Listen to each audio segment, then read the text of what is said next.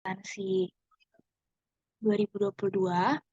Jadi nama aku Graciela, tapi kalian bisa panggil aku Ges aja. Oke, sekarang kita bakal masuk. Oke, sebelumnya suara aku kedengaran jelas nggak ya? Kedengeran, Kak. Mantap. Oke, oke. Nanti kalau misalnya internet aku kurang bagus, terus suara aku putus-putus, tolong di komen aja ya, biar diulang dari poin dimana aku mulai putus-putus suaranya. Terus sekarang kita bakal mulai untuk mentoring persiapan UTS Statek BIS. Di sini aku udah dapat beberapa materi yang kemungkinan keluar dan aku bakal hubungin sama beberapa soal yang dari tahun-tahun lalu pernah keluar di UTS juga.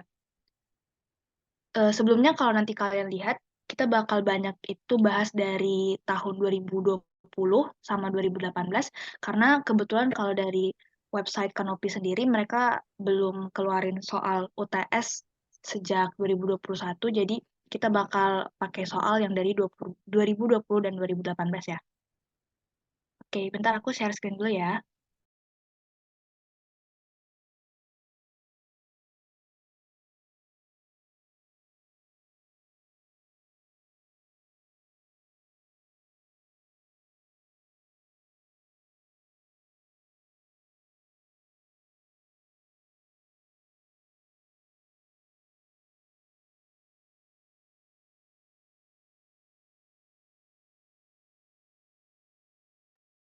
Oke, teman-teman udah kelihatan belum ya?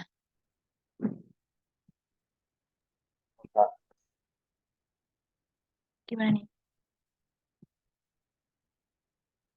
Mungkin bisa di-unmute aja, biar aku tahu udah kelihatan jelas atau belum.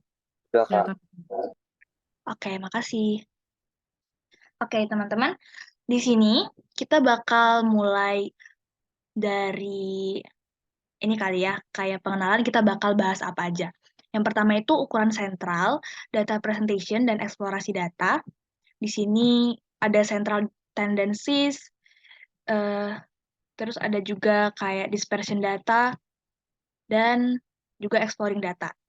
Kemudian kita nanti bakal bahas ini soal dari 2020-2021 dan dilanjutkan sama materi tentang indeks,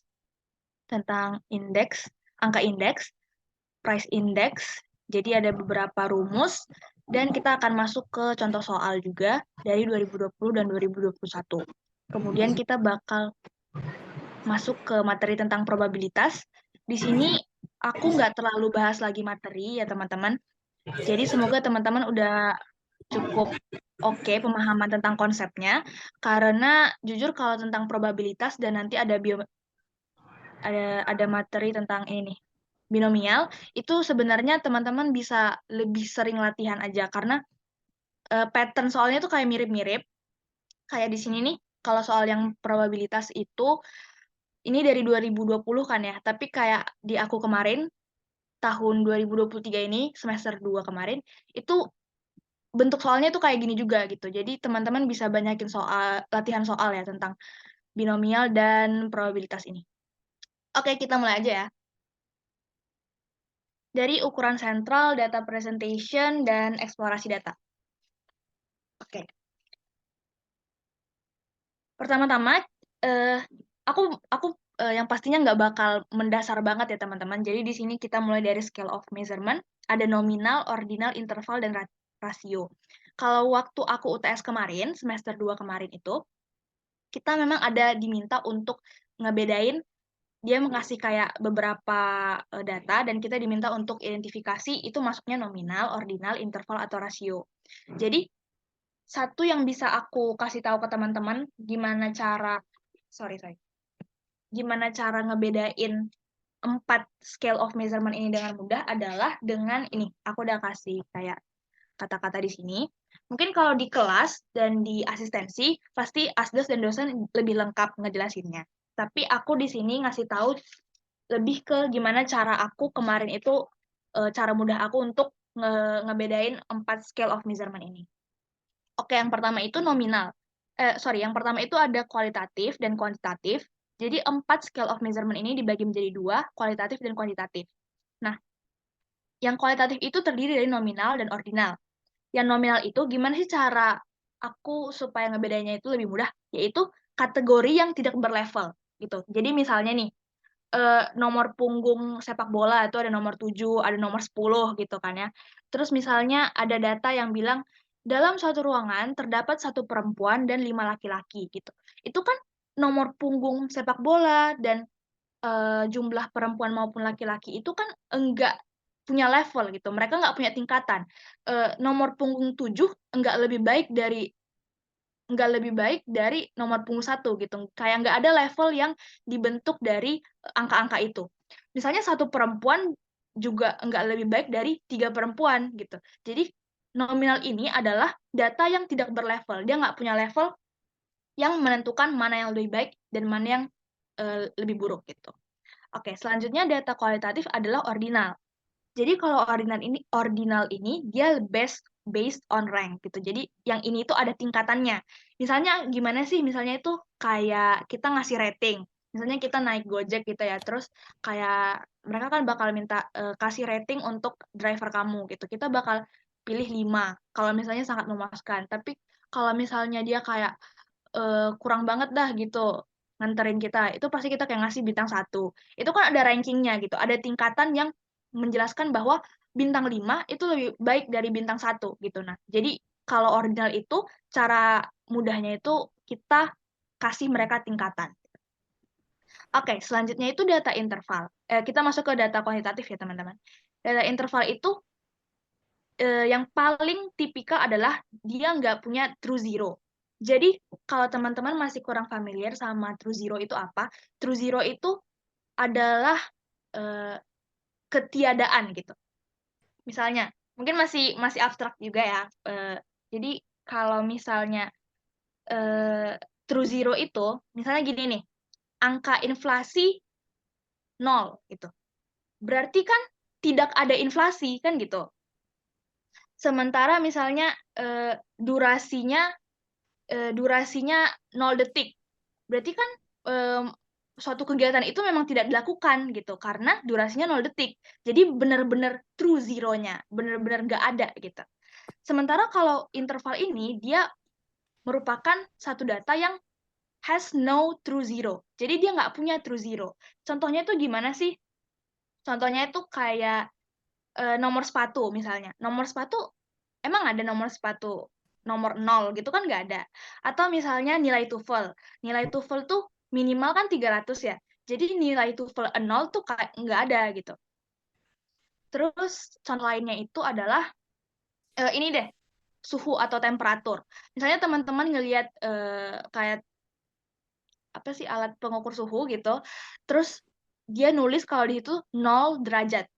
0 derajat itu artinya apa, teman-teman? 0 derajat itu artinya ya suhunya dingin, bukan berarti 0 derajat itu tidak ada suhu gitu. Jadi no true zero itu bukan berarti tidak ada gitu, tapi dia hanya melambangkan yaitu semakin rendah atau misalnya kayak suhu tadi ya semakin dingin gitu suhunya.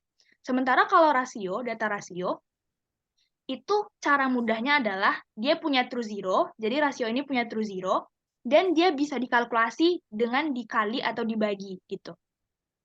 Contohnya apa? Contohnya itu angka inflasi, IHK, juga angka durasi gitu. Misalnya 1 menit, 2 menit, 3 menit gitu. Itu termasuk rasio. Oke. Selanjutnya kita akan bahas central tendencies dan dispersi. Nah, ini mungkin teman-teman udah familiar banget ya tentang kayak mean atau rata-rata, median, modus, weighted mean, geometric mean, average geometric mean, dan masih banyak lagi. Mungkin aku akan bahas sedikit aja, simple aja, satu persatu. Dari mean itu dibagi menjadi 2, ada populasi dan sampel. Oke, aku mau bahas dulu sedikit perbedaan populasi dan sampel. Kalau misalnya populasi itu berarti memang semua objek data itu dites gitu, dicek. Sementara kalau sampel itu kita cuma ambil beberapa objek aja dari sebuah populasi. Misalnya dalam satu kelas itu ada 40 orang, kita cuma ambil 5 orang. Nah, itu termasuk sampel. Sementara kalau misalnya kita ngetes untuk 40 orangnya, berarti itu kita menggunakan populasi. Jadi ini ada perbedaan ya antara rumus rata-rata untuk populasi dan untuk sampel. Teman-teman pasti udah familiar lah untuk ini. Jadi rata-rata itu atau mean adalah jumlah semua data dibagi banyaknya data. Selanjutnya median atau nilai tengah. Nih, mungkin cara mudahnya kalau mau menentukan median, itu yang pertama teman-teman harus urutin dulu datanya ya. Jangan, itu kan biasanya kalau misalnya ujian atau soal-soal gitu, datanya itu diacak-acak. Misalnya dari yang terbesar terus ke terkecil, atau misalnya ya random aja gitu diacak. Kecil, besar gitu. Nah, pertama itu teman-teman pastiin harus harus urutin datanya dari yang terkecil ke terbesar.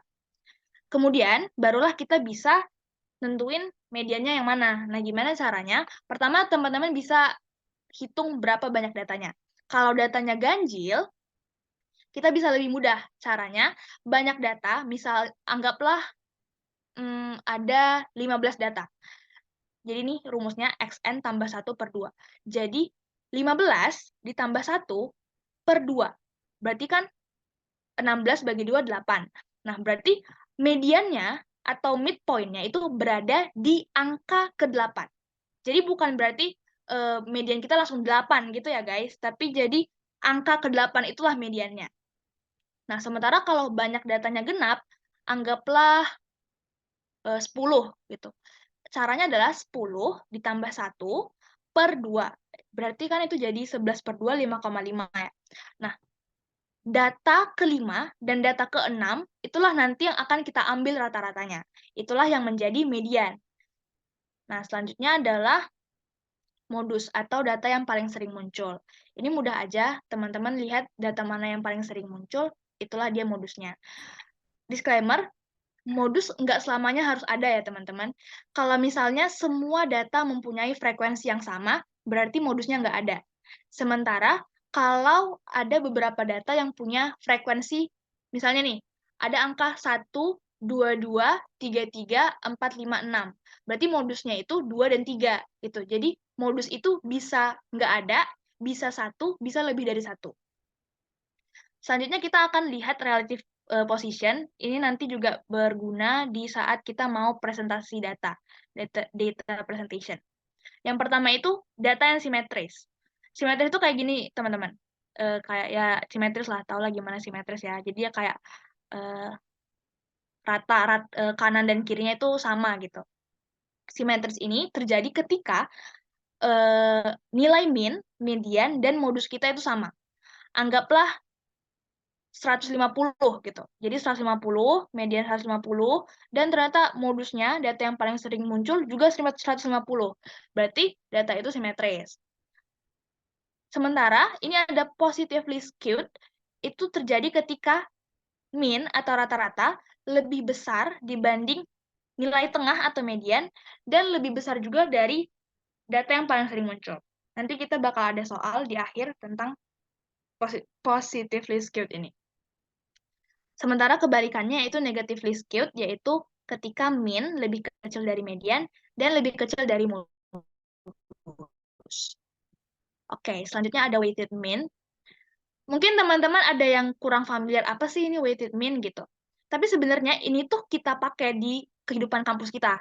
Jadi kalau misalnya teman-teman lihat di silabus, itu misalnya ada UTS 30%, UAS 30%, kuis 10%. Nah, itu sebenarnya untuk mencari nilai akhir kita di akhir semester, kita pakai weighted mean.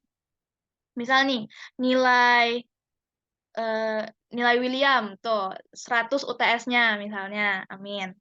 Terus bobotnya 30%. Berarti W1-nya itu kan 100%, dikali sama 100%, sorry. Weight-nya itu kan 30%, dikali sama 100 nilainya. Terus ditambah misalnya nilai UAS-nya 100 juga. Berarti 30% lagi dikali 100. Terus ditambah misalnya nilai kuisnya 90. Berarti 10% dikali 90. Begitu selanjutnya, dan itu semua dijumlahin. Itulah weighted mean. Oke. Selanjutnya ada geometric mean. Ini biasanya kita gunakan untuk menghitung inflasi. Jadi kita kayak mau hitung rata-rata inflasi, kita pakai geometric mean. Oke, oh ya by the way, teman-teman kalau misalnya ada yang mau nanya, itu langsung langsung potong aja ya, soalnya kayak aku nggak bisa lihat yang apa namanya, yang raise hand juga, jadi langsung potong aja gitu. Semoga aku bisa jawab ya teman-teman. Kalau nggak bisa jawab, mungkin Astos teman-teman bisa bantu juga. Oke. Selanjutnya, semoga itu udah jelas. Sampai geometric mean ada yang mau ditanya nggak ya? Udah jelas. Kalau Kak, apa gimana? Kalau dari aku udah jelas, Kak. Oke. Ini di chat. Oh ya, teman-teman itu di chat ada link absensi, boleh tolong diisi ya kalau waktunya luang.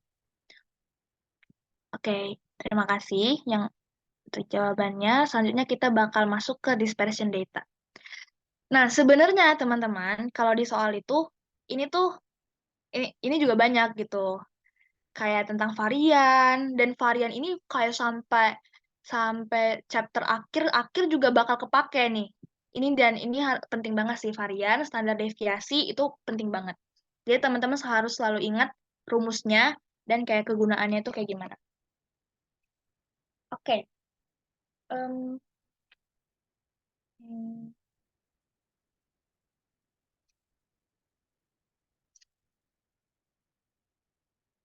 Oke, selanjutnya kita bakal bahas dispersion data. Yang pertama itu ada range, atau bahasa Indonesianya itu jangkauan. Gimana cara hitungnya? Itu dengan nilai paling tinggi, nilai paling maksimal dikurangi dengan nilai paling minimal. Ini masih mudah banget lah ya. Selanjutnya, dan di sini aku cuma jelasin yang kayak sering keluar, dan kemarin tuh aku sering ketemu soal tentang ini ya, tentang apa kayak rumus-rumus ini yang paling sering aku temuin gitu di soal-soal. Oke, selanjutnya ada varian. Varian ini bisa dilihat ada perbedaan rumus antara sampel dengan populasi. Itu teman-teman harus ingat. Kalau misalnya sampel itu ingat di penyebutnya itu dia N-1. Sementara di populasi itu dia pakai N atau dia pakai jumlah seluruhnya. Selanjutnya itu eh, ini aku harap teman-teman udah paham ya rumusnya. Dan standar deviasi itu simple banget.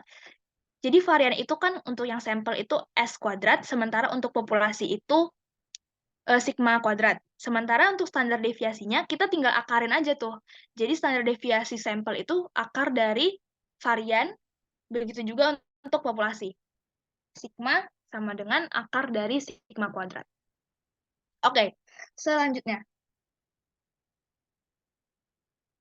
Selanjutnya, aku mau bilang kalau standar deviasi ini yang kita gunakan untuk melihat dispersi. Sementara dispersi itu mungkin bagi yang belum ngeh, dispersi itu kayak misalnya ada nilai tengah nih, tapi selain nilai tengah ini ada banyak data yang tersebar di sekeliling nilai tengah ini. Nah, selisih atau perbedaan antara nilai tengah dengan nilai-nilai yang berada di sekitarnya inilah yang disebut yang disebut dengan dispersi.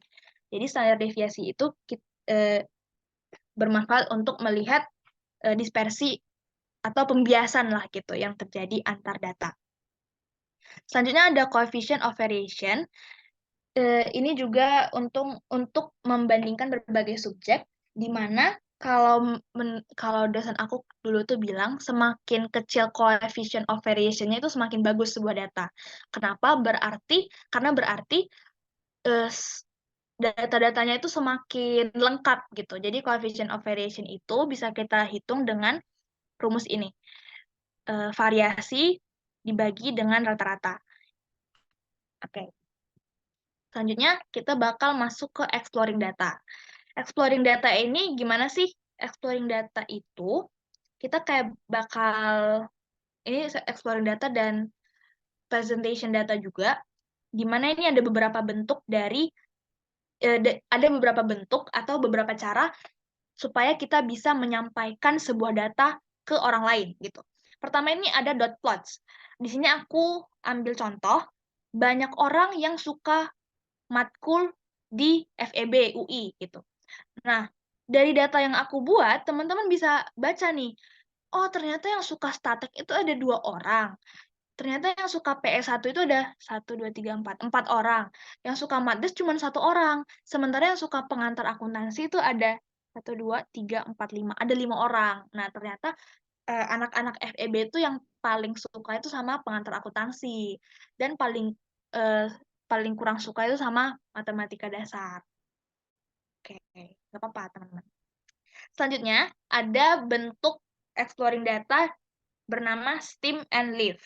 Ini kenapa aku nggak kasih contohnya di sini, karena nanti kita bakal bahas soal dengan STEAM and Live ini. Jadi, nanti teman-teman bakal lihat contoh soalnya langsung. Selanjutnya ada quartile and percentile, ini juga bakal kita bahas. Juga ada box plot. Nah, kalau waktu aku UTS kemarin ya, ini tuh keluar. Box plot ini keluar. Dan kemarin tuh kayak aku masih kurang persiapan, jadi aku kayak waktu UTS-nya masih ngeraba-raba kayak, ini bener nggak ya ini? Ini bener nggak Q1 di sini, Q3 di sini? Nah, jadi aku harap teman-teman persiapin box plot ini karena sepertinya memang sering keluar box plot. Oke, jadi nanti kita bakal bahas soal juga tentang box plot, tapi di sini aku bakal jelasin dikit ya. Jadi di sini, ini dia box plot, ini adalah gambar box plot, di mana S di sini melambangkan batas minimum kita menentukan suatu outlier terendah. Teman-teman udah paham nggak outlier itu apa? Nilai Boleh di jawab? luar dari batas minimum atau batas maksimal kan. Kayak nilai ekstrimnya gitu. Oh, oke. Iya, Nil yang paling jauh dari data-data yang tersedia gitu, Kak. ya, benar-benar teman-teman. Nah, jadi kalau teman-teman lihat lambang XX di sini, satu nih X, di sini ada X, di sini ada X, itu dia outlier. Jadi, batas minimum dan batas maksimum kita dilambangkan dengan S, yang ini, S, dan L di sini. L ini batas maksimum, S batas minimum. Gampangnya S itu small, L itu large, udah gitu aja. Jadi ini batas minimum, ini batas maksimum. Oke, selanjutnya, ini apa nih? Ada Q1, Q2, Q3. Q2 itu sebenarnya cara mencarinya itu kayak nyari median. Median. Saya nyari, ya benar median. Cuman, kita kan harus tahu juga nih Q1 sama Q3-nya. Jadi, teman-teman, cara nyari Q1 dan Q2-nya itu gimana, kita nanti bakal bahas juga di contoh soalnya. Tapi aku cuma mau jelasin dulu, kalau untuk mendapat batas minimum dan batas maksimum ini, kita perlu mencari cara untuk menentukan outlier. Gimana sih caranya? Yang pertama, kita harus cari dulu IQR atau interquartile range. Caranya adalah dengan mengurangkan Q3, ini Q3, dengan Q1. Anggaplah nanti hasilnya 2 gitu ya. Nah, kita akan terdapat outlier jika hal yang dua ini itu terpenuhi. Yang pertama adalah ketika terdapat data yang lebih kecil dari perhitungan ini nih. Q1 dikurang 1,5 kali hasil IQR kita. Atau jika ada data yang lebih besar dari perhitungan Q3 ditambah 1,5 dikali IQR. Nah, kalau misalnya ada data yang lebih kecil dari perhitungan Q1 kurang 1,5 kali IQR ini, masuklah dia ke X yang di sebelah kiri ini. Jadi kita bakal tulis di sini ada outlier dengan data yang tertera. Kalau misalnya ada yang lebih besar dari Q3 tambah 1,5 kali IQR, dia bakal masuk ke outlier yang di sebelah kanan. Oke, teman-teman, semoga teman-teman paham. Kalau sejauh ini ada yang mau ditanyain nggak ya, teman-teman? Aman, Kak. Oke, semoga aman semua. Nah, sekarang kita bakal langsung masuk ke soal. Teman-teman, kalau misalnya mau cari, ini juga tips, kalau misalnya mau cari soal-soal, baik itu statik ataupun matkul lain dari ilmu ekonomi, itu bisa di ini ya, websitenya Kanopi. Nah, kita bakal masuk ke contoh soal. Yang pertama itu dari UTS 2020 semester ganjil. Oke. Data pada tabel bawah ini kita bisa baca sama-sama. Ini ada diperoleh dari mahasiswa IE, tinggi badan mahasiswa IE nih teman-teman. Oke, dia tuh nanya, susunlah STEM and Live display dengan 5 cabang. Terus dia minta kita hitung min, median, dan modus. Untuk data di cabang 16. Di cabang 16, nanti kita bakal bahas. Terus buatlah, ini kalau misalnya mau di screenshot dulu boleh ya, supaya nanti waktu bahas kita nggak perlu bolak-balik dulu nih. Mana caranya? Bisa di screenshot dulu, ya teman-teman bisa sambil kayak ngeliat juga di laptop atau di handphone. Oke. Kemudian buatlah box plot untuk keseluruhan data, terus tunjukkan apakah data berisi pencilan atau outlier, dan berikan komentar tentang bentuk distribusi data. Oke. Yang pertama adalah menyusun STEM and Live display dengan 5 cabang. Oke. Kalau ada yang belum familiar dengan STEM and Live itu caranya tuh gini. Teman-teman lihat di sini kan ya, ada 147, 148, 149, 152. Nah, kita cari persamaan dari mereka ini. Lalu kita jadikan mereka sebuah STEM and Live display. Jadi kalau di sini, teman-teman bisa lihat, ada data yang awalnya 14, ada data yang awalnya 15, ada yang 16, 17, 18. Tapi satuannya itu beda-beda. Ada yang 147, 148, 149. Jadi cara bacanya begini ya teman-teman. 147, 148, 148, 149. Sementara di cabang terakhir, jadi cabang 1, cabang 2, cabang 3, cabang 4, cabang 5, di cabang 18 ini ada data 180, terus 180 lagi, dan 188. Nah, gimana sih cara kita untuk membuat STEM and Live ini? Yang pertama kita harus urutin datanya. Jadi kita bisa lihat apa sih kesamaan mereka, apakah mereka hanya punya ratusan yang sama, atau ratusan dan puluhannya sama, atau ada ribuannya juga nantinya. Jadi teman-teman disarankan untuk urutin data dan pastikan nggak ada data yang terlewatkan.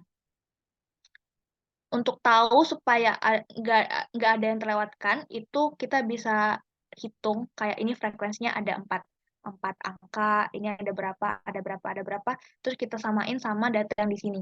Udah benar nggak jumlahnya sama. Gitu. Selanjutnya, pertanyaan B, hitung min, median, mode, aritmatika untuk data di cabang 16. Jadi dia cuma minta kita untuk bahas cabang 16 nih. 16 yang ini ya, yang di tengah. Cabang ketiga. Min-nya pasti udah familiar dong cara nyari rata-rata, dijumlahin terus dibagi jadi sekian. Median, karena di cabang 16 ini ada 8 data, berarti kan genap. Berarti kita menggunakan rumus yang tadi. Xn tambah 1 per 2 sama dengan X 4,5. Nah, gimana cara kita mengetahui angka berapa yang berada di X ke 4,5 ini? Ini rumusnya. X 4,5 sama dengan X 4 ditambah, nih, yang di belakang koma, 0,5 dikali X 5 kurang X 4. Dapatlah hasilnya X 4 itu 164, terus disubstitusikan, jadilah hasilnya 164,5. Kemudian modusnya itu ternyata nggak ada, teman-teman. Kenapa? Karena modusnya itu nggak ada karena di cabang 16 ini nggak ada yang lebih sering muncul dibanding yang lain gitu. Semuanya itu frekuensinya sama-sama 1. Jadi modusnya nggak ada. Dan soal C, buatlah box plot untuk keseluruhan data. Jadi bukan hanya untuk cabang 16. Oke, box plotnya. Nah, kayak tadi, untuk bikin box plot, kita itu perlu beberapa data. Kita perlu data Q2 atau median, kita perlu data Q1, Q3, S, L, dan kita harus tes outlier juga. Jadi mediannya kita bakal hitung. Ini di sini aku udah hitung. Teman-teman bisa coba latihan untuk mencari data mediannya. Ini nemu 162. Nah, ini tadi Q1 dan Q3 yang aku bilang. Kalau misalnya dia Q1, berarti dia itu persentasenya itu 25. Gimana sih cara nyari Q1 dan Q3? Cara nyarinya adalah, ini rumusnya, N tambah 1 dikali P per 100. N di sini adalah jumlah data. Jadi jumlah data keseluruhan kita tadi itu ada 31 data, ditambah 1 dikali P per 100. P ini apa? P ini adalah persentase yang mau kita cari. Karena dia Q1, berarti Q1 itu kan 25%. Ini pasti teman-teman udah belajar sih di SMA harusnya. Q1 itu 25% maksudnya, sementara Q3 itu 75%. Nah, karena dia 25%, berarti P ini kita substitusikan angka 25. Jadilah 31 ditambah 1 dikali 25 per 100. Dapatlah hasilnya 8. Nah, tapi teman-teman harus teliti karena bukan 8 jawabannya gitu. Tapi angka ke-8 gitu jawabannya. Kita cari di sini. Angka ke-8 di tabel ini mana? 1, 2, 3, 4, 5, 6, 7, 8. Jadi jawaban Q1 kita itu 154, bukan 8. Itu teman-teman harus teliti ya, karena sering banget kejebak di situ. Begitu juga untuk Q3. 31 ditambah 1 dikali 75%. Sama dengan data ke-24. Jadi jawabannya bukan 24, melainkan data ke-24. Data ke-24 itu aku udah hitung dan nilainya adalah 171. Selanjutnya, untuk menemukan batas minimum dan batas maksimum tadi, kan kita harus nyari IQR atau interquartile range. Caranya adalah dengan mengurangkan Q3 dan Q1. Hasilnya adalah 17. Nah, untuk mendapat CS atau batas minimum, kita pakai cara untuk mencari outlier tadi. Q1 dikurang 1,5 kali IQR, sekian. Begitu juga untuk batas maksimum.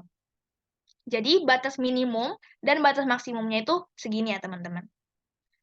Begitu, itulah yang kita tulis di sini, 128,5 dan 196,5. Nah, terus soal D minta kita tunjukkan apakah data berisi pencilan. Pencilan itu nama lain outlier. Nah, tadi kan kita udah bahas, outlier itu kalau misalnya ada data yang lebih kecil dari batas minimum atau lebih besar dari batas maksimum. Batas minimum kita 128, tapi nilai minimum kita 147. 147 lebih besar atau lebih kecil dari 128? Coba teman-teman jawab. Besar, Kak. Nah, lebih besar kan? Berarti dia tidak melewati batas minimum yang kita buat. Berarti dia bukan outlier. Begitu juga untuk yang maksimumnya. Angka maksimum yang kita punya itu 188, sementara batas maksimum kita 196,5. Kan nggak melewatinya. Berarti di data ini kita nggak punya outlier atau pencilan. Oke, selanjutnya beri komentar tentang bentuk distribusi data. Bentuk distribusi data itu kita lihat dari yang ini tadi, positively skewed atau simetris atau negatively skewed. Berdasarkan data yang tadi, kita dapat kalau medianya 162.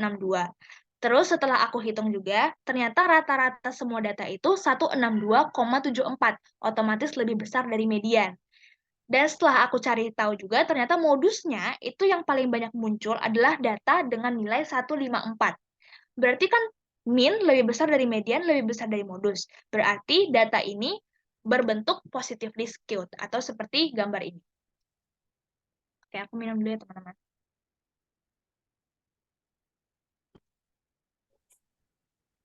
Kira-kira ada yang mau ditanyakan nggak sejauh ini?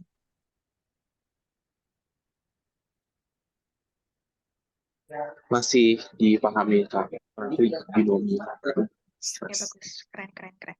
Kak, aku boleh izin bertanya nggak? Ya, ya. Untuk yang nyari kuartil 3 dan 1 itu, kalau misalkan datanya genap, kayak misalkan contoh datanya 32, itu kan berarti 32 ditambah 1 dikali 75%. Itu kan hasilnya 24,75. Nah, berarti itu Oh, nah 75-nya untuk nemuin itu kita pakai cara kayak gini lagi. Jadi cara untuk median ini kan sebenarnya Q2 ya. Jadi kalau misalnya dapat hasil, misalnya data untuk Q1 itu data ke 8,5, misalnya ini 8,5. Kita pakai cara yang sama dengan ini gitu. Jadi ntar X8 ditambah 0,5 dikali X9 dikurang X8 gitu. Nanti itulah hasilnya itulah yang menjadi Q1 kita. Begitu juga untuk Q3-nya. Kita pakai cara kayak gini juga. Oke, apakah udah menjawab? Oke, udah makasih ya, Kak. Oke, sama-sama. Ada pertanyaan lagi, teman-teman? Kak, saya mau izin tanya. Mm-mm. Yang buat nyari smallest data itu ini buat yang data khusus data kelompok doang ya rumusnya? Apa data tunggal juga kayak gitu rumusnya? Nyari Gimana itu? smallest sama largest data. Smallest dan largest data. Ya itu bukan data terkecil dari yang disediakan gitu ya, Kak? Oh, enggak. Jadi untuk S-nya ini kita kasih batas minimumnya. Batas minimumnya dan untuk L-nya itu batas maksimum. Tunggu ya, aku pastiin lagi ya, teman-teman. Wait, Oh wait, iya. wait.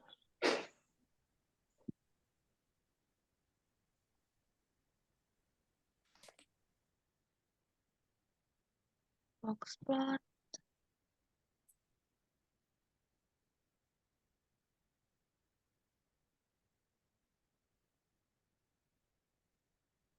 Hmm. Bentar ya, teman-teman.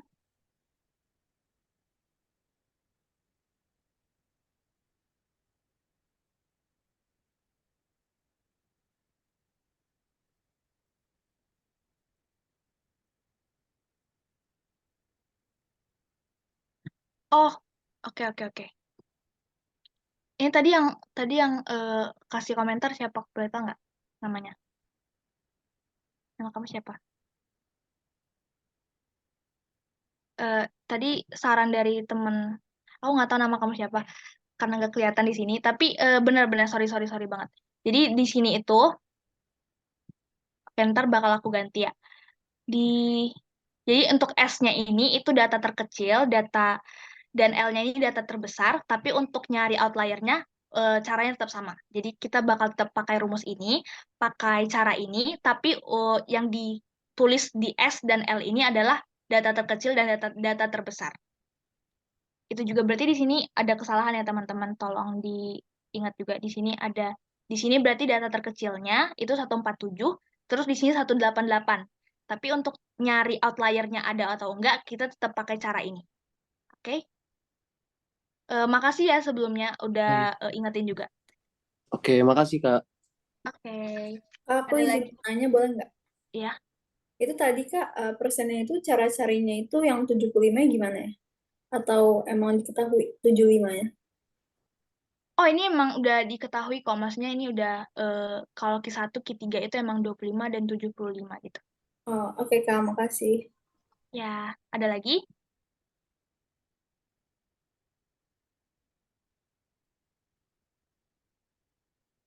Oke, aku lanjut ya ke soal berikutnya. Jadi kita akan masuk tentang angka indeks. Nah, sejujurnya ini tuh kalau dari tahun-tahun sebelum aku, ini selalu muncul tentang past periods, pasce gitu-gitu ya. Tapi nggak tahu kenapa semester lalu itu ini nggak muncul. Dan eh, dan sebenarnya kalau ini muncul dan teman-teman udah paham banget cara ngitungnya, ini tuh bisa apa ya kayak ningkatin poin kalian banget gitu loh. Karena biasanya itu nilai poin untuk soal indeks ini tinggi dan cara ngitungnya gitu-gitu aja. Jadi kalau kemarin tuh waktu aku UTS tuh ini nggak muncul. Dan yang muncul tuh malah kayak soal yang nggak berhubungan sama indeks banget. Jadi itu cukup merugikan sebenarnya, merugikan ke nilai. Tapi semoga di tahun teman-teman ini muncul ya tentang Las Peres. Karena kayak rumusnya itu simple dan kayak kita tinggal substitusi-substitusi aja gitu. Oke. Nah, untuk yang indeks ini aku nggak banyak bahas karena yang kayak aku bilang di awal itu kayak sebenarnya kalian lebih banyakin latihan aja. Begitu juga untuk binomial dan probabilitas. Nanti juga aku bakal kayak ngasih beberapa link yang bisa kalian pakai untuk belajar dan latihan-latihan soal. Oke, pertama kita akan lihat rumus-rumusnya aja. Aku nggak bakal bacain satu-satu, karena pasti teman-teman udah belajar juga di asistensi dan kelas. Tapi yang pasti ada simple price index. Ini harus dihafal dan diingat banget. Rumus Las-Peyres, Pasce, Fisher, terus cara reindexing untuk menghitung growth dan inflation. Juga sama real value juga.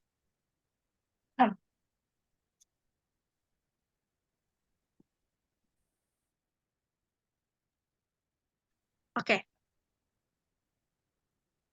Mungkin aku mau point out aja perbedaan dari rumus Las-Peyres dan Pasce ya. Kalau di Las-Peyres itu, Q-nya itu menggunakan Q konstan atau Q tahun dasar. Sementara kalau misalnya di Pasce itu, dia menggunakan Q tahun sekarang. Q tahun sedang berjalan gitu. Perbedaannya di situ. Dan, oh ya, satu lagi. Dulu tuh dosen aku bilang kayak biasanya ya, soal tentang Las-Peyres dan Pasce ini diiringi dengan soal yang minta plus minus dari Las-Peyres dan Pasce. Jadi kayak soalnya bakal minta berikan kelebihan dan kekurangan Las-Peyres, berikan kelebihan dan kekurangan Pasce gitu. Nah, kalau dulu itu kita dikasih tahu kayak kalau Las-Peyres kita itu lebih mudah untuk melihat perubahan harga karena dia itu menggunakan Q0 atau Q-nya konstan dengan tahun dasar gitu. Jadi kita lebih mudah untuk melihat perubahan harga. Terus kalau kita menghitung indeks harga sebuah negara, itu kita bakal lebih kecil cost-nya. Kenapa? Karena misalnya nih, kita jadi badan statistika gitu kan. Terus kita mau lihat IHK sebuah negara, IHK Indonesia. Kalau misalnya kita cuma pakai Q0, yang otomatis ini kan udah ditentukan nih Q-nya berapa. Kita berarti ke lapangan, itu kita tinggal observasi untuk P-nya aja, untuk harga aja. Kita nggak perlu observasi untuk Q lagi. Jadi ini lebih minimum cost. Sementara kalau misalnya sementara untuk kekurangan Las-Peyres ini adalah kita nggak bisa melihat perubahan kuantitas karena Q-nya ini ya begini, Q-nya itu menggunakan Q tahun konstan atau tahun dasar. Sementara kalau untuk Pasce, kelebihannya adalah kita bisa melihat perubahan kuantitas atau consumption pattern yang dianalisis akibat inflasi, new product, substitution, bla bla bla begitu. Karena dia menggunakan kuantitas tahun berjalan. Tapi Pasce ini negatifnya adalah dia tuh mahal. Kenapa mahal? Karena kita pasti bakal butuh lebih banyak orang untuk observasi perubahan kuantitas yang terjadi di lapangan tiap tahunnya gitu. Sementara kayak untuk Las-Peyres tadi, dia cost-nya itu lebih minim karena kita tinggal observasi harga doang. Karena Q-nya udah ditentuin gitu. Oke. Nah, selanjutnya untuk Fisher itu dia akar dari Las-Peyres dikali Pasce, dan ini nanti ya kita bakal bahas di soal ini. Oke, soal ini aku ambil dari tahun ini dari tahun 2020 ya. Dari tahun 2020. Jadi di sini dia kasih data IHK, inflasi dan gaji bulanan dari 2014 sampai 2018. Tapi dia kasih blank gitu di beberapa data nih, kayak IHK 2015, 2016, inflasi 2017 sampai 2019. Dan kita diminta nomor A, lengkapilah tabel di atas untuk menjawab pertanyaan-pertanyaan berikutnya. Nah, di sini aku bakal kasih perhitungan untuk IHK 2015 dan inflasi 2017. Kenapa? Karena perhitungannya kalau misalnya kayak aku jelasin satu-satu juga itu bakal sama aja rumusnya gitu, sama aja cara pengerjaannya. Jadi aku harap teman-teman dengan aku kasih satu contoh ini di IHK-nya 1, inflasinya 1, itu bisa jadi gambaran dan bisa nerusin latihannya ke depannya. Oke, kita masuk ke nomor A dulu ya. Oh ya, by the way, kalau mau di screenshot nih boleh ya, di screenshot dulu. 5, 4, 3, 2, 1. Oke. Oke, kita bakal nyari IHK 2015. Cara nyari IHK mana IHK? Cara nyari IHK itu kan IHK tahun berjalan atau yang ditanya dikurang IHK tahun sebelumnya per IHK tahun sebelumnya dikali 100%. Nah, kita mau cari nih IHK 2015 itu berapa? Sementara kita udah punya sorry teman-teman. Ini maksud aku cara nyari inflasi, inflasi, inflation rate itu di sini ya. Jadi IHK tahun berjalan kurang IHK tahun sebelumnya per IHK tahun sebelumnya dikali 100. Nah, tapi di data kita udah punya ini inflation rate 2015 kita udah punya sebesar 8%. Berarti kita tinggal substitusi aja dong. Inflation-nya 8%, IHK 2014 116 dikali 100%, langsung dengan matematika sederhana, kita bisa mendapat kalau IHK 2015 itu 125,28. Untuk IHK 2016, aku harap teman-teman bisa lanjutin dengan cara yang sama. Tapi ingat, kalau misalnya mau cari IHK 2016, pengurang dan pembaginya ini 2015 ya, bukan 2014 lagi. Oke, selanjutnya kita bakal cari untuk inflation rate 2017 sebagai contoh. Nanti untuk inflation rate 2018 dan 2019, semoga teman-teman bisa cari sendiri. Caranya gimana? Rumusnya kayak biasa aja, IHK 2017 dikali IHK 2016 per IHK 2016 kali 100%. Terus substitusi sana-sini dikali langsung dapat 2,52%. Nah, gitu aja untuk bagian yang A.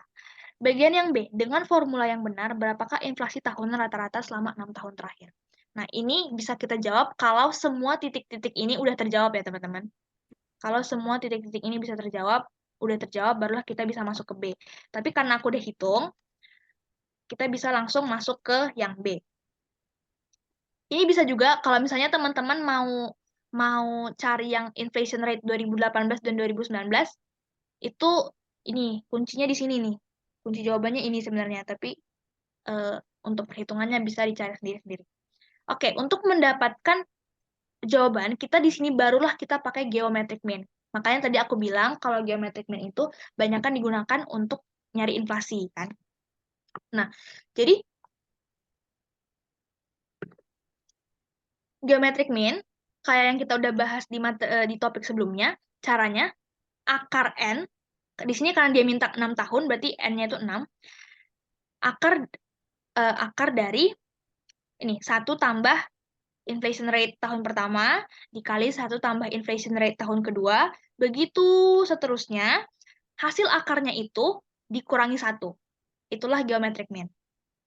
Jadi kita langsung substitusi aja, 1 tambah 0,07, sekian, terus nanti dikaliin, jadi kan 1,07 kali 1,08, sekian. Hasil akarnya ini adalah, hasil perkaliannya adalah 1,4573. Nah, hasil akarnya ini, nanti kan teman-teman boleh tuh pakai kalkulator. Bisa dicari di kalkulator, dikurang 1, sekian hasilnya, 0,06478, atau bisa kita buat ke persentase menjadi 6,48%. Selanjutnya adalah reindexing. Reindexing ini juga sering keluar. Kalau tahun aku kemarin, last payers dan pasca nggak keluar, tapi reindexing keluar. Tapi meskipun aku bilang di tahun aku last payers nggak keluar, tolong tetap dipelajari ya teman-teman, soalnya di tahun-tahun sebelumnya selalu keluar.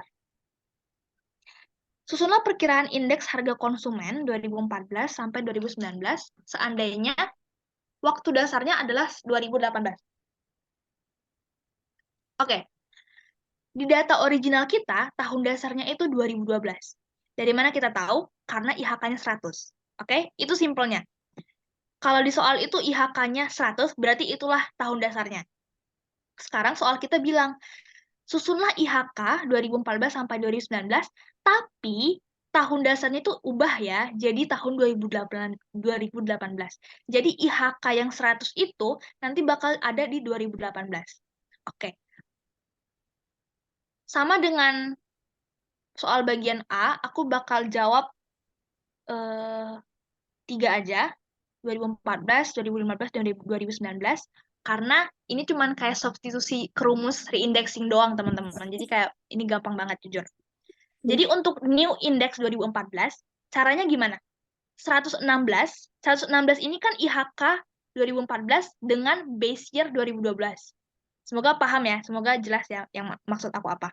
116 dibagi dengan 148. 148 ini angkanya dari mana sih? Nah, 114 itu adalah IHK 2018 dengan tahun dasar 2012. Jadi IHK awal 2018 itu kan 148. Sementara IHK awal 2014 itu 116. Nah, dengan memasukkan ke rumus reindexing nih yang di sini ini, rumus reindexing, kita bisa substitusi 116 dibagi 148 dikali 100.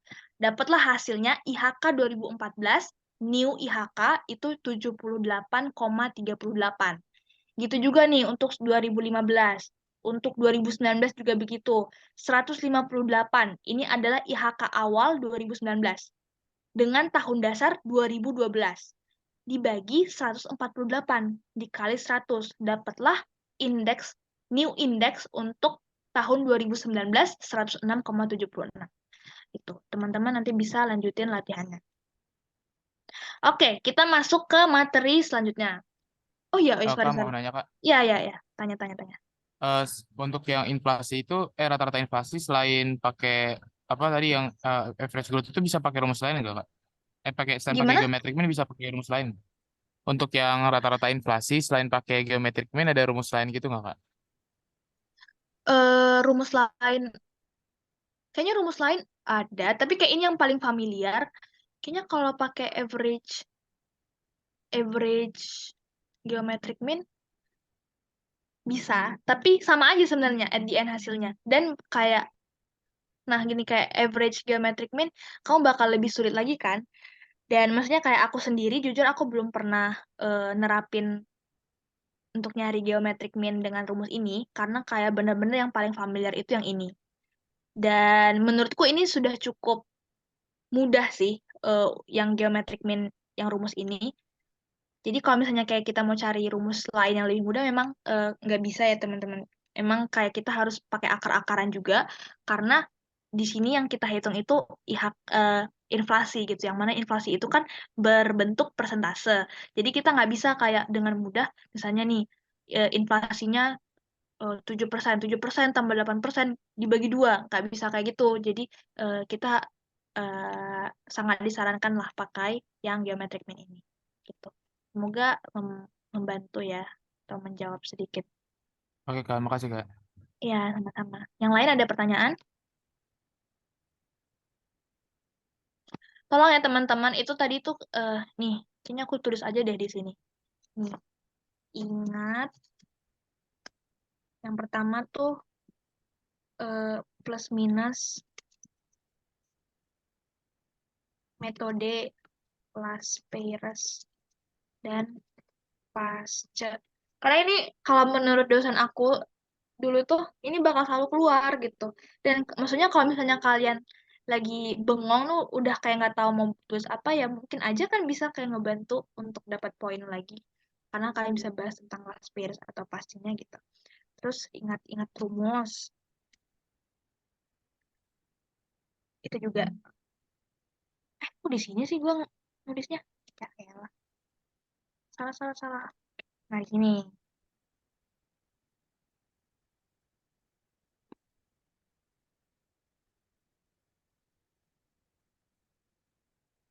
Oke, ini ya teman-teman diingat nih, plus minusnya sama rumusnya apa. Rumus yang ini semua. Karena kayak jujur, soal tentang indeks ini itu tinggal substitusi jadi gitu. Itu kayak kita lagi nggak beruntung aja tuh, lagi nggak hoki banget dapet soal tentang indeks. Karena ini poinnya besar biasanya. Oke. Tapi jangan karena aku bilang gitu kalian jadi nggak belajar topik yang lain ya. Jangan jadi bahas ini doang gitu. Oke, selanjutnya ada pertanyaan lagi.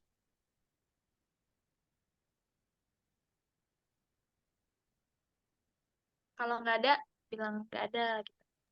Kak, maaf mau tanya Kak. Ya, boleh. Ini pertanyaan secara umum aja sih Kak. Nanti catatan sama recordingnya tuh bakal dikasih ke kita nggak ya? Maaf, suara kamu putus-putus deh. Boleh diulang nggak ya? Iya.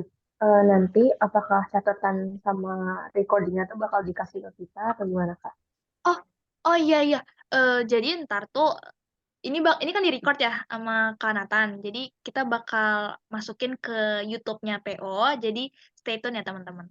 Nanti kita juga bakal kayak mentoring-mentoring selanjutnya. Itu PE1, Matdas, PA tuh kita bakal record juga dan bakal dimasukin ke YouTube-nya PO juga. Jadi semoga teman-teman excited dan semoga berguna, bermanfaat. Oh, Oke, berarti makasih ya di-share ke udah tanya. YouTube. Ya gimana? Tadi Kak maaf, tadi share ke YouTube atau maksudnya apakah dikirim ke kita gitu atau gimana? Oh, iya, jadi ini ntar di-record, terus hasil recordnya bakal kita upload ke YouTube-nya PO FEB UI. Jadi teman-teman bisa nonton dari situ. Jadi kayak lebih mudah juga kan dari YouTube. Tuh. Oke, makasih banyak Kak. Oke, makasih juga. Ada lagi pertanyaan?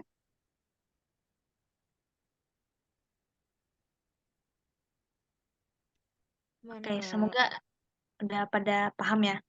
Selanjutnya kita akan masuk ke bagian yang eh, mulai sulit nih, probabilitas.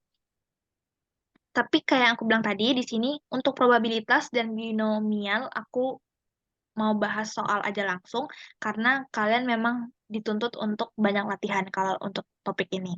Berbeda dengan yang topik pertama tadi itu kayak masih konsep tentang data-data, itu kalian masih butuh pemahaman konsep itu. Tapi kalau di sini tuh jujur semakin banyak kalian latihan tuh semakin bagus. Dan kenapa aku ambil contoh soal yang ini? Contoh soal kayak yang ini tuh ini mirip banget sama soal UTS aku kemarin. Soal UTS aku waktu semester 2 itu kayak gini. Maksudnya nggak 100% kayak gini, tapi kayak gini. Jadi dia nyuruh diagram pohon, ntar kita bahas, terus kayak ngitung-ngitung setiap probabilitas. Nah, kita bakal bahas itu. Jadi aku pilih soal yang ini karena aku ngerasa kayak bakal bermanfaat dan berguna banget karena aku sendiri relate dengan soal-soal ini gitu. Oke. Untuk probabilitas aku ambil dari UTS 2020 juga. Boleh di screenshot dulu bagi yang mau screenshot. Sambil kita bahas ya. Diasumsikan 2% penduduk suatu kota itu terinfeksi COVID-19. Dari mereka yang terinfeksi melakukan tes usap PCR, ada kemungkinan 99% tes tersebut menunjukkan hasil positif. Ingat, dari yang ini ada yang ngechat nih. Oh, Kanatan. Oke. Dari mereka yang terinfeksi, ada 99% menunjukkan hasil positif. Teman-teman semoga udah familiar dengan yang namanya probabilitas kondisional gitu. Jadi itu kayak probabilitas yang terjadi karena kejadian yang sudah terjadi karena ada kejadian sebelumnya yang menjadi syarat gitu. Kita bakal bahas di soal ini. Jadi kalau misalnya dari yang terinfeksi ini, kalau misalnya terinfeksi ini, terus ada PCR, terus mereka melakukan PCR, ada kemungkinan 99% menunjukkan hasil positif. Berarti ada 1% hasil yang bakal menunjukkan hasil negatif gitu. Maka meskipun seorang tidak terinfeksi, ada kemungkinan hasil tes akan positif. Nah, selain itu, dari mereka yang tidak terinfeksi COVID-19, tetap ada kemungkinan hasil tesnya positif. Jadi meskipun mereka tidak terinfeksi, tetap ada kemungkinan hasil tes PCR-nya positif. Dan ada juga yang tidak terinfeksi, tapi hasil tesnya itu negatif, gitu. Nah, gunakan diagram pohon untuk menunjukkan semua kemungkinan hasil setelah memilih suspek dan kemudian melakukan pengujian. Jadi, simpelnya adalah dia meminta kita membuat diagram pohon yang menunjukkan kayak probabilitas untuk setiap kejadian yang memungkinkan terjadi, gitu deh. Simpelnya.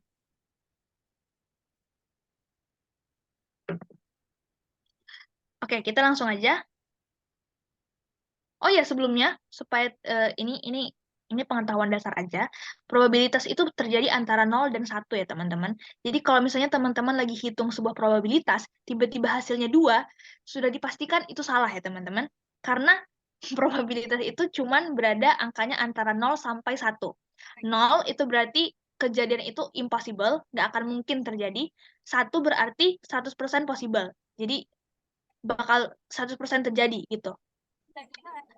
Tapi kalau misalnya teman-teman melakukan sebuah perhitungan, terus hasilnya itu tiba-tiba 2, sekian gitu, atau 5, sekian, mohon dicek kembali perhitungannya gitu ya.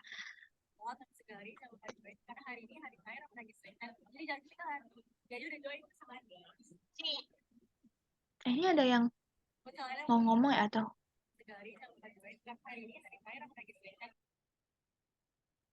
Duh, aku nggak bisa lihat lagi. Sorry Kak, tadi kepencet mic-nya. Oh ya, maaf. Oh ya, apa? Aku kira kamu mau nanya tadi. Oke, selanjutnya kita bakal bahas tentang diagram pohon itu. Itu tadi pengetahuan dasar aja ya. Kalau perhitungannya udah lewat 1, tolong dicek lagi. Oke, selanjutnya adalah diagram pohon. Jadi tadi itu soalnya bilang kalau penduduk itu tes PCR. Tes PCR. Jadi penduduk itu terbagi jadi 2. Ada yang terinfeksi, ada yang tidak terinfeksi. Yang terinfeksi 2%. Nih, lihat. 2%. 2%. 2% terinfeksi COVID.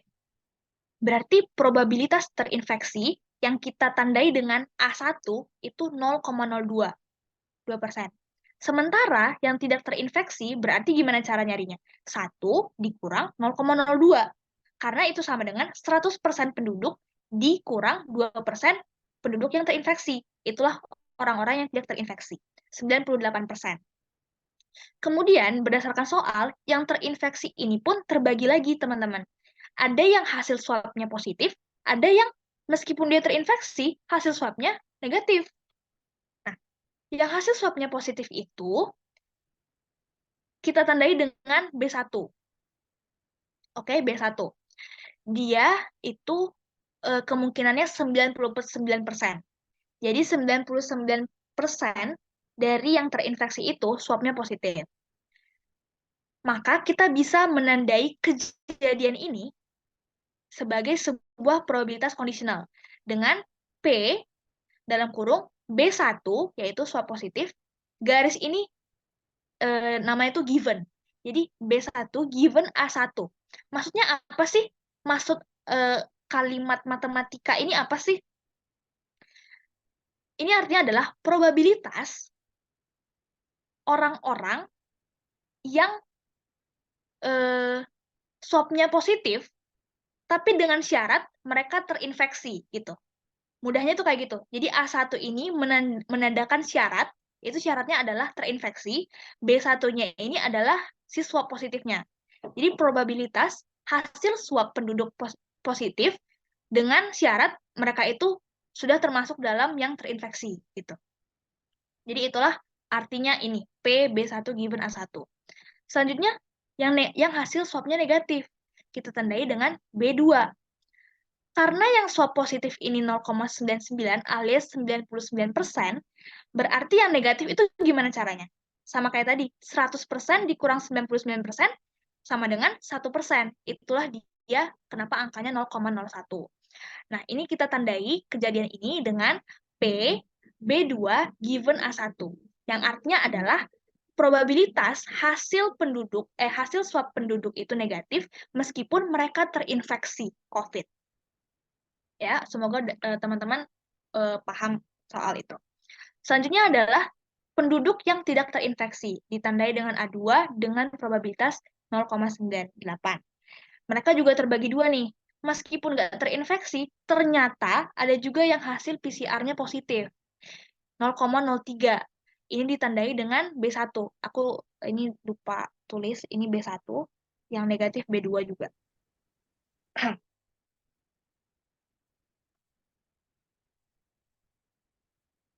Jadi yang swabnya positif meski tidak terinfeksi ini ditandai dengan B1 given A2 dan yang negatif itu B2 given A2.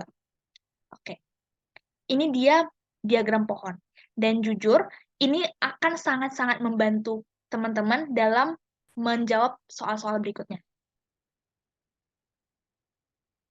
Oke. Yang B, hitung kemungkinan suspek tidak terjangkit COVID-19. Yang tidak terjangkit COVID-19 itu artinya apa? Tidak terinfeksi kan, teman-teman? Dia tidak terinfeksi berarti dia tidak terjangkit. Meskipun swabnya positif, meskipun swabnya negatif, kalau dia tidak terinfeksi, sebenarnya kan dia tidak terjangkit gitu. Jadi maksud pertanyaan B ini, tidak terjangkit COVID-19 itu sebenarnya yang tidak terinfeksi, yang kita tandai dengan A2. Jadi probabilitas penduduk tidak terinfeksi COVID-19 adalah 98%. Sesimpel itu. Selanjutnya, hitung probabilitas suspek dinyatakan positif meskipun sebenarnya dia nggak terinfeksi COVID-19. Di sini yang ditanya berarti yang mana? Yang hasilnya positif, hasil PCR-nya positif, padahal dia tidak terinfeksi COVID, gitu. Berarti dia masuk ini kan, penduduk tidak terinfeksi, swab positif. Masuklah dia ke probabilitas B1 given A2. Jadi jawabannya langsung ini aja, 0,03 atau 3%. Sesimpel itu. Lanjutnya, berapakah probabilitas suspek yang dipilih secara acak akan bebas COVID-19 dan masih dinyatakan positif COVID-19?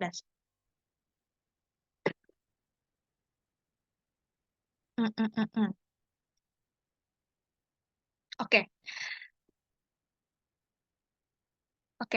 Berapakah probabilitas suspek yang dipilih secara acak akan bebas COVID-19? Berarti tidak terinfeksi COVID-19. Ini teman-teman memang harus teliti ya, karena soal itu akan berusaha untuk mengecoh teman-teman dengan berbagai diksi gitu. Satulah bebas COVID-19, satulah tidak terjangkit COVID-19, padahal di datanya dibilang tidak terinfeksi COVID-19. Jadi benar-benar harus teliti. Bebas COVID-19 berarti tidak terinfeksi COVID-19. Dan, oke, di sini ada kata apa? Dan. Dan di sini memberikan kita arti bahwa ini menggunakan rumus atau menggunakan rumus gabungan gitu, rumus probabilitas gabungan. Jadi mereka mencari probabilitas penduduk yang tidak terinfeksi COVID-19 dan berarti digabung dengan yang hasil swab PCR-nya positif. Berarti yang dia cari dan dia minta di sini apa sih? Nah, ini yang dia minta. Probabilitas A2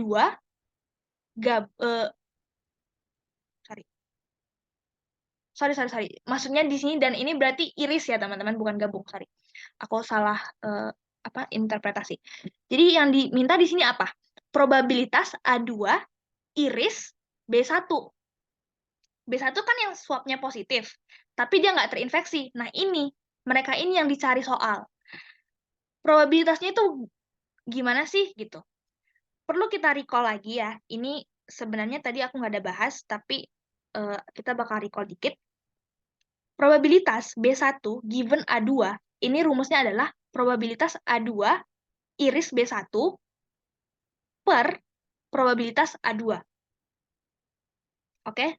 Mohon diamati, probabilitas B1 given A2 sama dengan probabilitas A2 iris B1, atau bisa dibalik probabilitas B1 iris A2 itu juga, per probabilitas A2.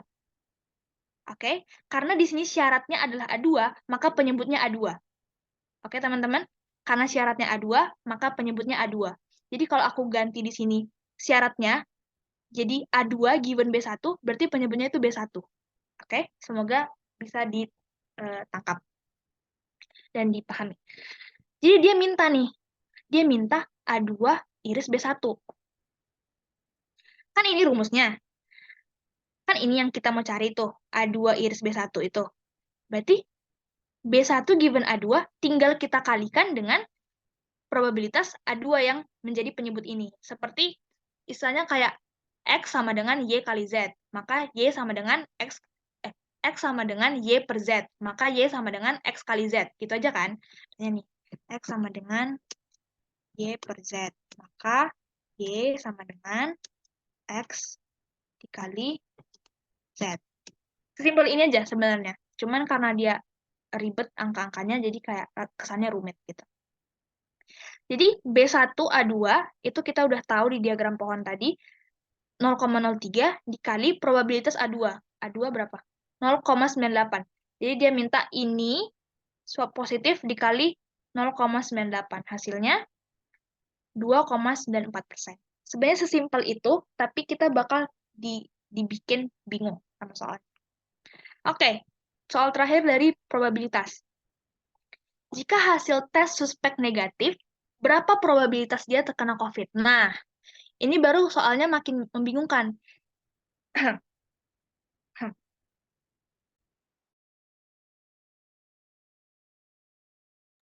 Dia minta jika hasil tes suspek negatif, berapa probabilitas dia terkena COVID. Ini dia balik, teman-teman. Dia bolak-balikin. Yang awalnya, syarat probabilitas kita itu kan awalnya terinfeksi atau tidak terinfeksi. Di soal ini dia balik. Syaratnya itu jika hasil tes suspek negatif. Jadi, jika hasil swabnya negatif, gitu. Jika hasil swab PCR-nya negatif, berapa probabilitas dia terinfeksi COVID? Jadi pohon diagram kita ini dia balik. Jadi ini ada penduduk, terus di sini ada hasil swab positif, di sini ada swab negatif. Terus yang si swab negatif ini kebagi dua. Ada yang terinfeksi, ada yang tidak terinfeksi. Nah, yang dia tanya adalah probabilitas orang yang hasil PCR-nya negatif, terus dia terinfeksi COVID beneran, terinfeksi COVID gitu. Berapakah probabilitasnya? Nah, berarti kalau gitu, yang menjadi syaratnya adalah si B2 itu. Yang menjadi syarat dalam perhitungan kita sekarang adalah si hasil PCR, yaitu hasil PCR negatif. Jadi probabilitas penduduk terinfeksi COVID dengan syarat hasil PCR-nya itu negatif, rumusnya itu kayak gimana? Kembali lagi ke rumus yang tadi di sini. P A1 iris B2 per B2. Kenapa B2 yang di bawah? Karena syaratnya adalah B2. Karena B2 adalah given syarat, jadi penyebutnya adalah B2. Nah, rumus ini kita nggak bisa apa-apain, kita nggak bisa substitusi apapun, karena kita nggak punya data yang bisa mendukung ini. Jadi apa yang harus kita lakukan? Kita harus pecah. Kita harus pecah rumus ini. Rumus A1 iris B2 dapat kita pecah menjadi B2 given A1 dikali A1. Familiar nggak dengan rumus ini? Ternyata rumus ini tuh mirip dengan ini tadi. Ketika kita mau cari rumus irisan, kita tinggal kaliin rumus given dengan rumus si A2 ini. Sama halnya dengan rumus irisan si A1 dan B2 di sini. Kita tinggal kaliin rumus B2 given A1 dikali PA1. Nah, kita juga nggak tahu kan probability B2 berapa, maka kita pecah lagi rumusnya. Kita cari dengan cara probabilitas B2 iris A1 ditambah probabilitas B2 iris A2. Ini teman-teman pasti, aku yakin pasti kayak masih, maksudnya gimana sih Kak? Gitu. Tapi kalau misalnya ada yang mau ditanyain, nanti kita bisa saling tanya jawab. Selanjutnya, rumus ini pun, si penyebut ini ternyata nggak bisa membuat kita menyelesaikan soal. Jadi rumus ini masih harus kita pecah lagi. Jadi dari rumus ini, kita jadiin seperti ini, dan dari rumus yang ini, kita jadikan seperti ini. Oke? Begitu rumusnya udah sepanjang ini, barulah kita bisa substitusi angka-angka. Jadi angka pembilangnya kita substitusi, dan penyebutnya juga kita substitusi dengan hasil 0,95,08%, yang hasil akhirnya adalah 0,021%. Oke, itu dia pembahasan untuk materi probabilitas. Aku yakin untuk yang nomor E pasti masih banyak yang bingung, tapi kalau ada yang mau ditanyain, silakan ditanyain sekarang.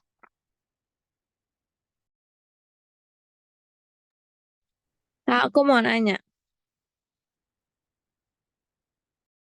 Iya, silakan.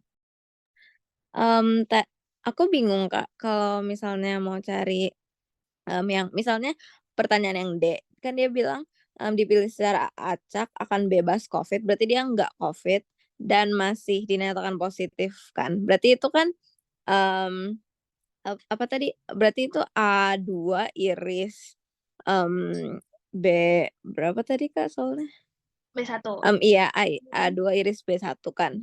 Nah, itu kita tahu kayak misalnya syaratnya itu A2 itu gimana ya? Kayak misalnya itu kan jadinya A2 iris B1. Tapi kita tahu kalau yang menjadi syarat itu A2 gimana? Kenapa yang menjadi syarat nggak B1?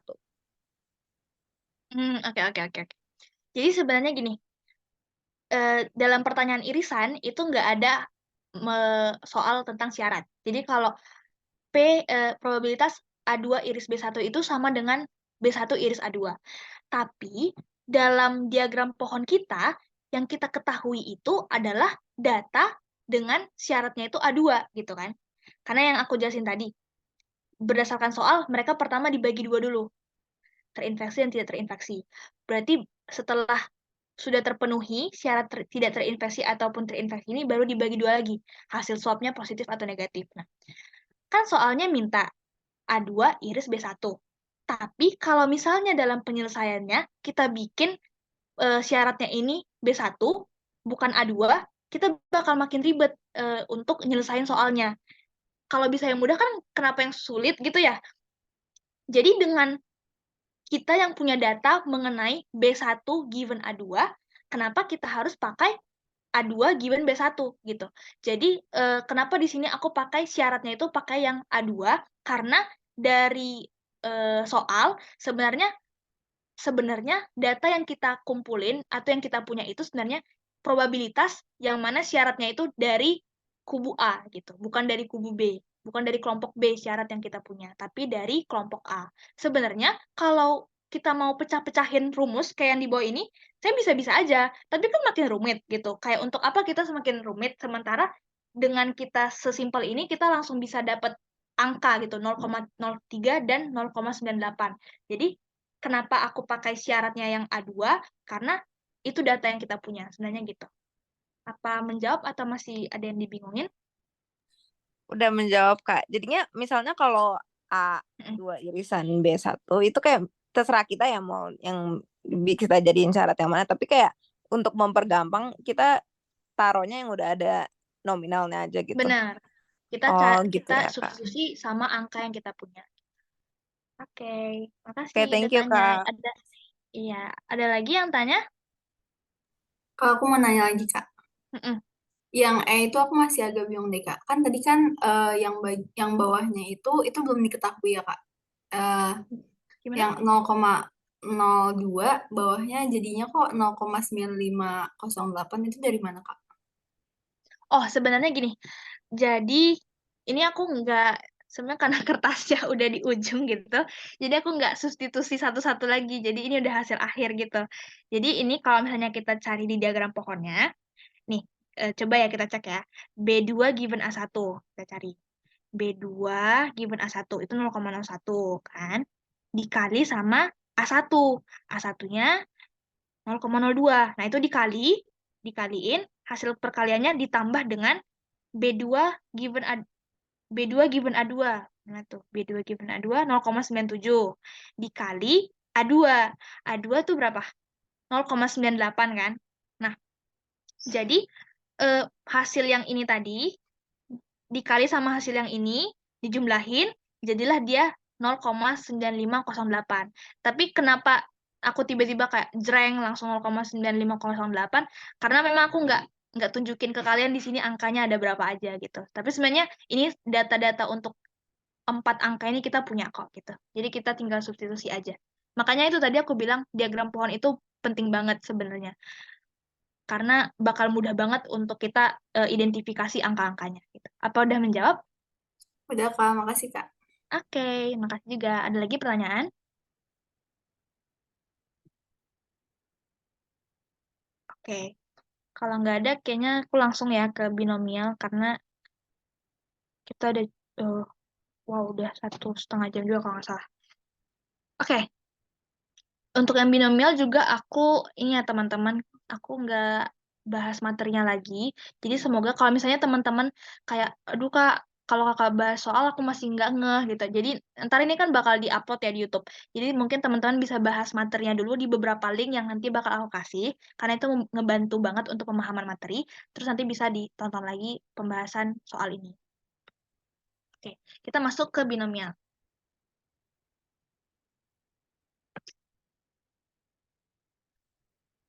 Oke. Ini aku ambil dari soal tahun 2018 ya. 2018. Oke, soal pertama. Dekan dari Universitas Kartini mengestimasi distribusi pendaftaran mahasiswa. Daftar. Berapakah perkiraan jumlah pendaftaran pada tahun tersebut? Kemudian standar deviasi dari jumlah pendaftaran tersebut. Oke. Untuk menjawab nomor A, ini yang dia maksudkan adalah expected value. Oke, semoga teman-teman udah familiar dengan expected value karena itu bakal pasti ditanya. Expected value pasti ditanya. Setiap tahun ditanya dan di tahunku juga ditanya. Jadi untuk ini kan discrete nih. Oh ya, aku juga mau bilang kalau perbedaan discrete sama continuous, tapi kayaknya paruh 1 kalian masih bahas discrete dulu ya. Jadi kalau untuk ini, gimana sih cara kita untuk dapat expected value-nya? Jadi kita langsung aja nih, langsung kali-kaliin aja yang angka yang ada di soal. Jumlah orang dengan probabilitasnya. Langsung 1000 dikali 0,6, selanjutnya, begitu juga selanjutnya. Nah, hasilnya itulah yang disebut dengan expected value dari data tersebut. Sebenarnya expected value itu kan, bentar ya, sebenarnya expected value itu kan rumusnya kayak tinggal mengalikan jumlah yang kita punya dengan probabilitas. Makanya di sini aku nggak tulis lagi, tapi aku tinggal langsung kaliin aja semuanya dan dikumulatifin. Jadi dijumlahin semuanya, itulah expected value. Selanjutnya adalah standar deviasi. Standar deviasi, nah itu dia yang tadi aku bilang. Standar deviasi itu yang tadi di chapter awal, itu kita pakai sampai chapter akhir. Bahkan nanti setelah paruh 1, sampai kalian, wah itu dipakai standar deviasi. Jadi kalian harus paham betul rumus standar deviasi. Oke, standar deviasi ini juga kita tinggal substitusi aja. Tadi juga di awal kan udah ada ya rumus standar deviasi dan varian, di mana standar deviasi itu adalah akar dari varian, dan berikut adalah rumus dari varian. Jadi varian setiap data itu bakal kita jumlahin. Oke, langsung aja ini 10.000 itu adalah jumlahnya dikurang dengan expected value di pangkat 2 dikali probabilitasnya 0,6. Begitu selanjutnya sampai akhirnya kita bisa jumlahin dan dapatlah 24.900 variannya. Untuk mendapatkan standar deviasi kita tinggal akarin aja 24.900 dapatlah 157,8. Itu dia standar deviasinya. Udah sesimpel itu. Nah, tapi kemudian kita bukan cuma itu soal kita. Nah, survei lainnya yang dilakukan oleh dekan Universitas Kartini menyatakan bahwa 23% mahasiswa telah membaca buku pelajaran sebelum kuliah. Jika kita mengambil sampel sebesar 15 orang. 15 orang ya sampelnya. 23% mahasiswa telah membaca buku pelajaran sebelum kuliah. Apakah kalian salah satunya? Aku nggak tahu. Enggak, iya. Nah, Pertanyaan A, berapa probabilitas 2 mahasiswa telah membaca buku pelajaran? Berapa probabilitas 2 mahasiswa telah membaca buku pelajaran? Oke. Ini sebenarnya kalian bakal rumit kalau, aku ulangi lagi ya, bakal rumit kalau belum paham konsepnya, jadi tolong dipahami dulu nanti konsepnya ya. Berapa probabilitas 2 mahasiswa telah membaca buku pelajaran? Gimana sih caranya? Nah, untuk mendapatkan hasil probabilitas ini semua dari A sampai C, itu kita butuh expected value, maksudnya kayak kita perlu tahu rumus expected value, varian, standar deviasi, dan ini yang paling pasti ini, rumus probabilitasnya. Karena kita udah masuk pada binomial probability distribution, di mana rumus dari probability ini adalah, nah kita pakai kombinasi ya guys, kombinasi nx dikali probabilitas pangkat X dikali Q. Q ini, di sini aku tulis aja, Q sama dengan 1 kurang P. Oke, jadi kalau ada probabilitas, misalnya 0,6, berarti Q-nya berapa? Mudah aja, 1 kurang 0,6. Q sama dengan 0,4. Oke. Next. Itu dia untuk Q-nya, Q pangkat N dikurang X. Oke. Jadi kalau nomor A, dia minta probabilitas 2 mahasiswa. Berarti N-nya itu 15, X-nya 2, itu kita kombinasiin. Cara kombinasi udah pada tahu lah ya, 15 faktorial dibagi 13 faktorial dikali 2 faktorial. Terus kita substitusi aja, dapatlah hasil akhirnya 0,1858. Oh iya, kenapa bisa ini 0,23, Kak? Kenapa ini bisa 0,17, Kak? Nah, 0,23 dan 0,77 itu berangkat dari ini tadi.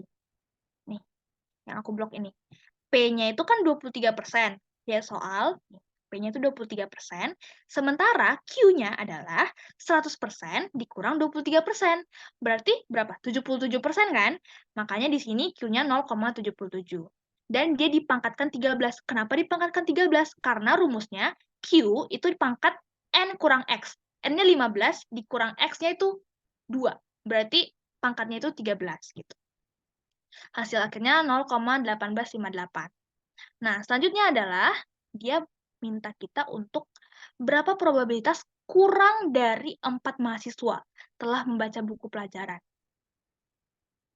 Kurang dari 4 mahasiswa. Nah, kalau misalnya di pertanyaan A, dia simple. Dia nggak muluk-muluk. Dia cuma minta P dari X sama dengan 2 berapa sih? Gitu. Tapi, kalau di pertanyaan B, dia minta kita probabilitas dari X kurang dari 4. X kurang dari 4 ini kita nggak bisa langsung kita substitusi X-nya dengan 4, Kak. Oh, salah. Langsung disalahin sama dosennya nanti. Ada sih nilainya, tapi kayak nggak sempurna kan, guys. Nah, P probabilitas X kurang dari 4. Berarti kita harus jumlahin probabilitas ketika X-nya 0, alias ketika tidak ada mahasiswa yang belajar atau membaca buku sebelum kuliah, ditambah probabilitas ketika X-nya 1, ketika hanya 1 mahasiswa yang baca buku, ditambah lagi probabilitas ketika hanya 2 orang yang baca buku, ditambah lagi probabilitas ketika hanya 3 orang yang baca buku. Inilah yang dimaksud dengan P, probabilitas ketika X kurang dari 4. Jadi dijabarin nih satu-satu. X-nya 0, X-nya 1, X-nya 2, X-nya 3. Terus penyelesaiannya gimana, Kak? Sama aja kayak tadi. Penyelesaiannya sama aja. Kenapa di sini aku nggak masukin lagi? Karena itu udah sama kayak yang bagian A. Kayak penyelesaiannya itu udah mirip aja sama bagian A, kalian tinggal substitusi. Tapi aku cuma mau point out kalau probabilitas X kurang dari 4 itu bukan berarti kita langsung substitusi X sama dengan 4. Tapi kita harus cermati, X kurang 4 itu kan ada 0. Ada 1, ada 2, ada 3. Berarti 0, 1, 2, dan 3 itu harus kita jumlahkan hasil dari perhitungan probabilitasnya.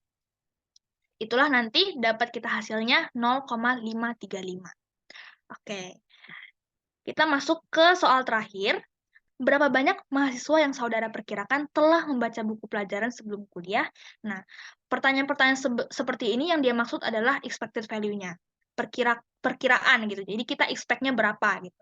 Expected value itu kan caranya seperti soal pertama tadi, N atau jumlah dikali probabilitas. Jadi langsung aja 15 dikali 23%. Sama dengan 3,45. Tapi kan mahasiswa nggak mungkin koma-koma ya. Nggak mungkin ada 3,45 mahasiswa, kan nggak mungkin gitu. Jadi kita ratakan aja atau dibulatkan aja seperti pembulatan biasa. Jadi ada 4 mahasiswa membaca buku sebelum kuliah gitu. Oke, itu dia pembahasan kita tentang binomial. Aku yakin pasti masih banyak yang kurang ngerti, karena mungkin masih ada yang belum ngeh konsepnya, tapi semoga bisa membantu dalam mengerjakan soal-soal. Nah, tadi aku ada bilang kan, kalau waktu aku statek dulu ya, waktu aku statek dulu itu ada beberapa link atau media yang ngebantu aku banget. Yang pertama itu,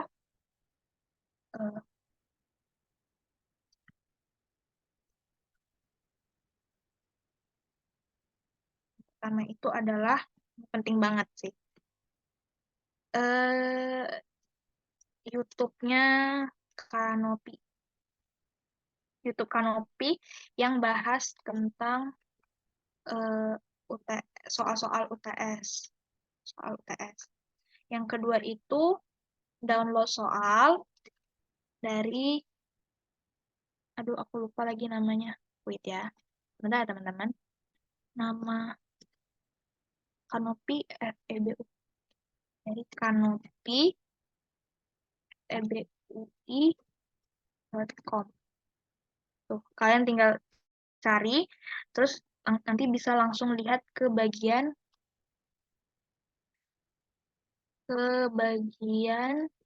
service. Terus ini aku nggak disponsori Kanopi ya, tapi emang ini ngebantu banget Kanopi. Thank you Kanopi. Bagian service dan BAS.QA. Di sini mereka ngumpulin soal-soal. Jadi kalau kalian mau latihan bisa dari situ. Dan yang terakhir ini adalah asistensi yang harus banget kalian ikuti. Oke? Ini bisa nggak ya? Oke. Jadi Kak Hosea tuh dia ngeasdosin statek dulunya, dan jujur selama aku belajar statek, aku sangat kebantu sama cara ngajarnya Kak Hosea. Jadi semoga ini teman-teman bisa coba ini ya, apa namanya, bahas-bahas dari situ juga nih. Bisa di screenshot. Ntar pasti ininya bakal spreadsheet-nya bakal di-share juga sih sebenarnya. Tapi mana tahu ada yang pengen buru-buru banget, bisa di screenshot sekarang. Oke? Oke, itu dia. Apakah ada pertanyaan, teman-teman? Kak, sorry. Ya. Boleh liatin soal yang D1 nggak tadi? D1. Yang sebelum binomial ya? Sebelum binomial. B1 itu yang mana ya? Delta 1.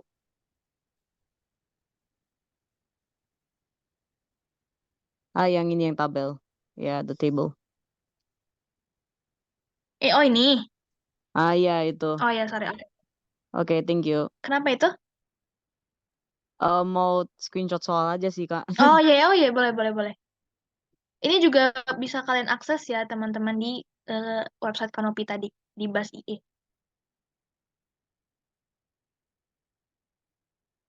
Oke, udah? Dari screenshot? Udah, Kak. Thank you. Oke, teman-teman yang lain ada yang mau nanya? Kalau aku boleh minta apa namanya? Aku mau screenshot yang tadi, yang soal yang mana sih itu, yang IHK itu Kak, yang jawaban. IHK ya, IHK. Ini ya? Jawabannya Kak. Oh, jawabannya. Oke.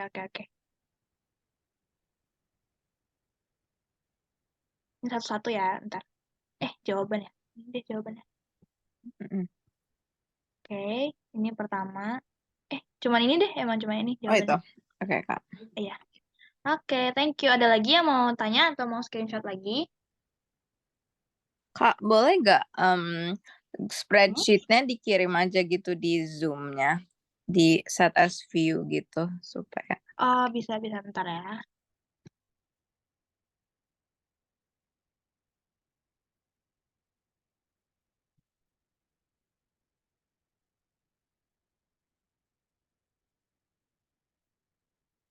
Em,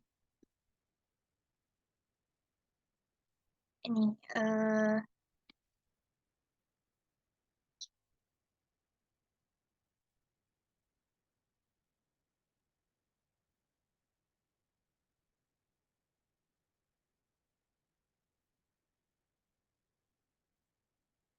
itu ya, aku udah share.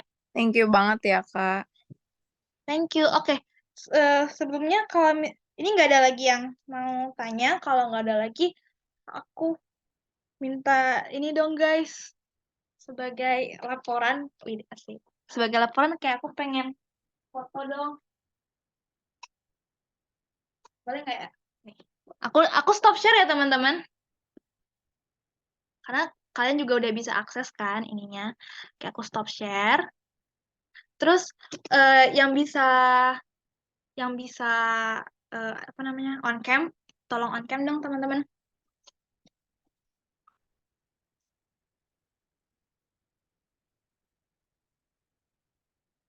Siapa nih yang mau on cam? Oke, thank you Healthy. Ada William juga. Oke, ada lagi yang lain yang mau on cam?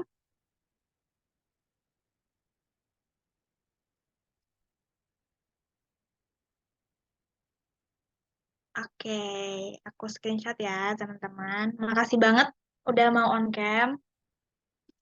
Oke.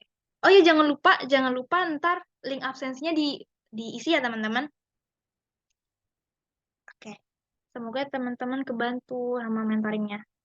Aku screenshot ya. 1, 2, 3.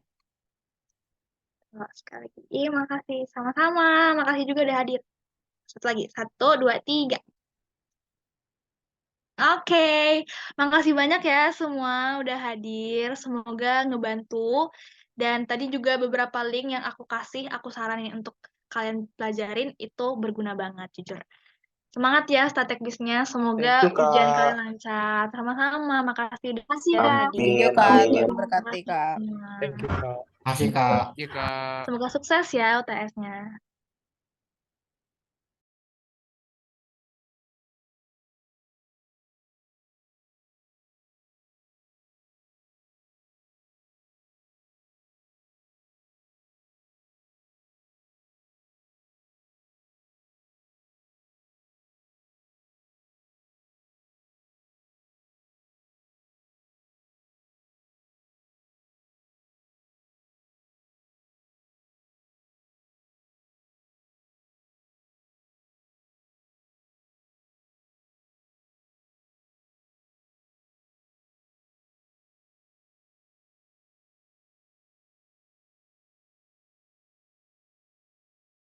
Paten.